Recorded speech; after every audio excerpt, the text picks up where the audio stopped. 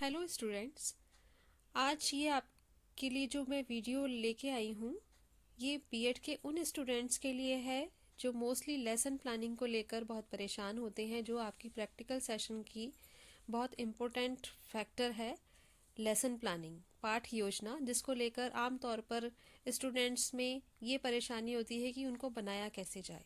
तो हम ये वीडियो की शुरुआत करेंगे आपकी सूक्ष्म शिक्षण कौशल से, जिसमें कि आपकी माइक्रो टीचिंग, जिसको कि आप बोलते हो। माइक्रो टीचिंग में आपके जो लेसन प्लान बनाए जाते हैं आमतौर पर इंस्टीट्यूट कॉलेजों में, वो 5 स्किल्स पर बनाए जाते हैं। उसमें पहली स्किल्स जो आपकी होती है वो प्रस्तावना कौशल होती है। तो प्रस्तावना कौशल पे आज हम आपको ये माइक्रो टीचिंग का लेसन प्लान मैं बताने जा रही हूँ, तो उससे हम शुरुआत करेंगे। तो आपको प्रस्तावना कौशल पे लेसन प्लान बनाने के लिए, जैसे कि आप स्क्रीन पर देख रहे हैं ये, कि सबसे पहले आपको एंट्रीज करनी होती हैं बच्चे को प्रस्तावना कौशल के लेसन प्लान में, कि ये जो घटक हैं, सबसे पहले आप दिनांक, फर्स्ट पेज है ये आपके लेसन प्लानिंग की शुरुआत आप करेंगे, तो डेट डालेंगे, दिनांक जो भी है आपकी है। उसके बाद आप सब्जेक्ट, विषय में आपका कॉमर्स है तो कॉमर्स, वाणिज्य लिख दिया आपने। सब सब्जेक्ट में कॉमर्स के अंदर आपने अर्थशास्त्र लिया तो आपने अर्थशास्त्र वहाँ लिख दिया। इसके बाद प्रकरण यानी कि टॉपिक आपने यहाँ पर वस्तु विनिमय लिया है। ये आप वस्तु विनिमय की जगह आपका जो भी टॉपिक हो आप उसको चूज कर सकते हो। कक्षा, आप जो भी कक्षा का लेसन प्लान बना रहे हो, यहाँ 7th क्लास का है। कालांश में, कालांश का मतलब यहाँ पीरियड से है, आपका सेकंड पीरियड है तो आप सेकंड वो डालेंगे। समय अवधि 4 से 5 मिनट, हमेशा माइक्रो टीचिंग की जो अवधि होती है वो 4 से 5 मिनट की रहती है। इसके बाद हम आते हैं घटक पे। प्रस्तावना कौशल के कुछ घटक होते हैं जिनके आधार पर ही हमें लेसन प्लानिंग बनानी होती है। इसमें पहला जो घटक है, विचार, कथन और प्रश्नों में श्रृंखलाबद्धता। यानी कि जो आपकी प्रस्तावना कौशल में आप जो लेसन प्लान बनाएंगे, आप उसमें जो क्वेश्चंस डालेंगे उनमें एक श्रृंखलाबद्धता होनी चाहिए। यानी एक क्वेश्चन जहां एंड हो रहा है वहीं से आप दूसरे क्वेश्चन की स्टार्टिंग करेंगे। और विचारों और कथनों की एक श्रृंखलाबद्धता होनी चाहिए, यानी एक चेन बनी होनी चाहिए जिससे कि वो क्वेश्चंस इंटरलिंक हो, एक दूसरे दूसरा क्वेश्चन इंटरलिंक हो। इसके साथ साथ दूसरा जो है, कथनों का विषय वस्तु और उद्देश्यों में संबंध। कथनों का विषय वस्तु और उद्देश्यों में संबंध से मतलब है जो आप वहां पर विषय वस्तु या उद्देश्य यूज कर रहे हो वह आपस में सह संबंधित होने चाहिए। इसके बाद पूर्व ज्ञान से संबंधित प्रश्न पूछना। आप जो स्टूडेंट से क्वेश्चन पूछोगे वो उनके प्रीवियस नॉलेज को फाइंड आउट करने वाले होने चाहिए, यानी उनके पूर्व ज्ञान के स्तर को पता करने वाले होने चाहिए। इसके बाद शिक्षक विद्यार्थी में रुचि और अभिप्रेरणा उत्पन्न करना।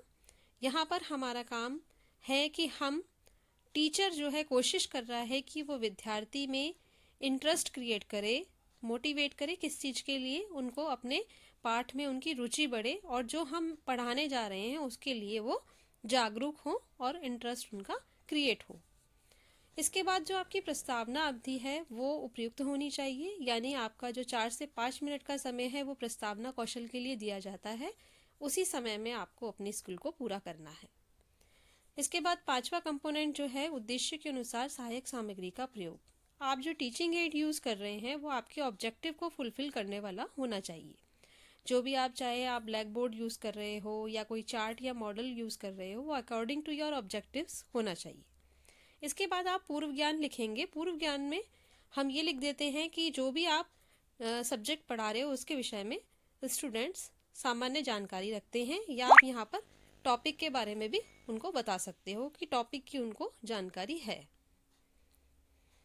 तो इस तरीके से ये आपने फर्स्ट पेज देखा कि किस तरीके से हम एंट्री कर रहे हैं और किस तरीके से उनके कंपोनेंट को हमने यहाँ, घटकों को हमने यहाँ पर लिख दिया है। इसके बाद हम सेकंड पेज पे आते हैं जहाँ पर 6 एंट्रीज आप ऊपर करेंगे पेज पे। ये देखिए मैं आपको दिखा रही हूँ।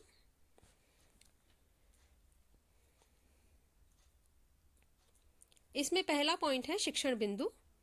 ये वाला जो कॉलम है वो आपका अभी खाली रहेगा क्योंकि हम अभी टीचिंग पॉइंट्स में कुछ नहीं लिखेंगे। दूसरा है उद्देश्य एवं उनका विशिष्टीकरण। तीसरा छात्र अध्यापक क्रियाएं। चौथा छात्र क्रियाएं। 5वां कॉलम जो आपका होगा तकनीकी एवं साधन, या आप इसमें टीचिंग एड भी लिख सकते हो, शिक्षण सहायक सामग्री जो आप प्रयोग कर रहे हैं वो। उसके बाद उद्देश्य केंद्रित मूल्यांकन, ये छठा आपका कॉलम बनेगा। इस तरीके से आप देख लीजिए, ये सारे कॉलम 6 कॉलम्स आपको बनाने हैं। इसमें जो आपका सेकंड वाला कॉलम है, यहाँ से हम लिखना स्टार्ट करेंगे, क्योंकि हम प्रस्तावना प्रश्न पूछेंगे बच्चों से, और प्रस्तावना प्रश्न का जो उद्देश्य होता है इस स्किल का, वो स्टूडेंट्स के पूर्व ज्ञान को नवीन ज्ञान से जोड़ना होता है, कि उनको पहले से कितना ज्ञान है कंटेंट के बारे में, और हमको न्यू नॉलेज से उसको कनेक्ट करना है। तो जैसे कि हमने अपना जो सब्जेक्ट लिया है वो वस्तु विनिमय लिया है, तो उसको देखते हुए हम क्वेश्चंस बच्चों से इस तरीके से पूछेंगे कि वस्तु विनिमय छात्र खुद से बता दें कि वो आज ये वस्तु विनिमय के बारे में पढ़ेंगे। तो हमें प्रश्न इस तरीके से बनाने, जैसे कि यहाँ पहला प्रश्न देख रहे हैं, हम वस्तुओं को कहाँ से खरीदते हैं तथा बेचते हैं। हाँ, या हम वस्तुओं को कहाँ खरीदते और बेचते हैं। आप प्रश्न ये भी रख सकते हैं, हम वस्तुओं को बाजार में खरीदते और बेचते हैं। दूसरा प्रश्न, प्राचीन युग में वस्तुएं किस प्रकार खरीदी और बेची जाती थी। तो प्राचीन युग में वस्तुओं को बदले वस्तु खरीदी और बेची जाती थी, यानी एक वस्तु के बदले दूसरी वस्तु दी जाती थी। तो वस्तुओं के आदान प्रदान को हम क्या कहते हैं। यहाँ आप छात्रों को निरुत्तर भी कर सकते हैं और छात्र संभावित उत्तर देते हैं, ऐसा भी लिख सकते हैं। ये आपने यहाँ पर प्रस्तावना प्रश्न के सामने ये जो ऑब्जेक्टिव लिया है उसमें आप लिख देंगे पूर्व ज्ञान को नवीन ज्ञान से जोड़ता है वो, और उसके बाद आपने प्रस्तावना प्रश्न के उत्तर यहाँ पर संभावित उत्तर छात्र क्रियाओं में दिखाए हैं। तकनीकी एवं साधन वाले कॉलम में आपने यहाँ पर कोई चार्ट मॉडल, आप जो भी वस्तु इनमें से संबंधित है, कि हम यहाँ पर ये कॉर्न्स हैं, इनके बदले में हम चने या जो भी है वो अदला बदली में दे रहे हैं। तो ये आप प्रयोग कर सकते हैं टीचिंग एड कोई भी। इसके बाद उद्देश्य कथन पे आएंगे। ये कॉलम जो है प्रस्तावना प्रश्न का, इसमें आप 3 से लेके 5 तक क्वेश्चंस लिख सकते हैं। मैक्सिमम 5 क्वेश्चंस रहेंगे, इससे ज़्यादा क्वेश्चन नहीं होते। और लास्ट क्वेश्चन पे आपको छात्रों को या तो निरुत्तर करना है या वो संभावित उत्तर देते हैं। इस तरीके से फिर इसके बाद हम उद्देश्य कथन, जिसको कि इंग्लिश में स्टेटमेंट ऑफ एम भी कहते हैं, हम लिख देंगे कि छात्र वस्तुओं के आदान प्रदान को वस्तु विनिमय कहते हैं। तो आज हम वस्तु विनिमय के बारे में अध्ययन करेंगे। इस तरीके से आप ये टीचिंग स्टेटमेंट दे देंगे। यहाँ छात्र क्या क्रिया कर रहे हैं उसको लिख देंगे कि वो ध्यानपूर्वक सुनते हैं, और यहाँ विधि आप कौन सी यूज कर रहे हैं, कथन विधि यूज कर रहे हैं। इसके साथ साथ आप शाम पर एक कार्य ये कटिंग करके आप लगा सकते हैं, और उसके ऊपर अंदर ये फोल्ड करके लगाया हुआ है, इसके अंदर आप एंट्रीज भी लिख सकते हैं कि शाम पट कार्य में आपने ब्लैक बोर्ड पे एंट्री कर दी और अपना ये टॉपिक लिख दिया, जो कि मैंने आपको शुरुआत में दिखाया भी था जब मैंने आपको फर्स्ट वाला ये दिखाया था। तो इस तरीके की एंट्री आप ब्लैक बोर्ड पे कर सकते हो, जिस तरीके की यहाँ पर हो रही है। तो इस तरीके की एंट्री करने के बाद आपने ये लेसन प्लान आपने यहाँ पर बन गया है, और यहाँ पर आपने ये सारी चीज़ें फुलफिल कर ली हैं। अब जो आपको लास्ट पेज बनाना है, ये आपका लेसन प्लान, ये प्रस्तावना कौशल का स्किल जो है आपका तैयार हो गया है। इसका उद्देश्य बच्चों के पूर्व ज्ञान को पता करना है और उनको नवीन ज्ञान से जोड़ना है। इसमें आपको और कुछ नहीं करना है, यहाँ स्टेटमेंट देकर आप इसको यहीं पर एंड कर देंगे।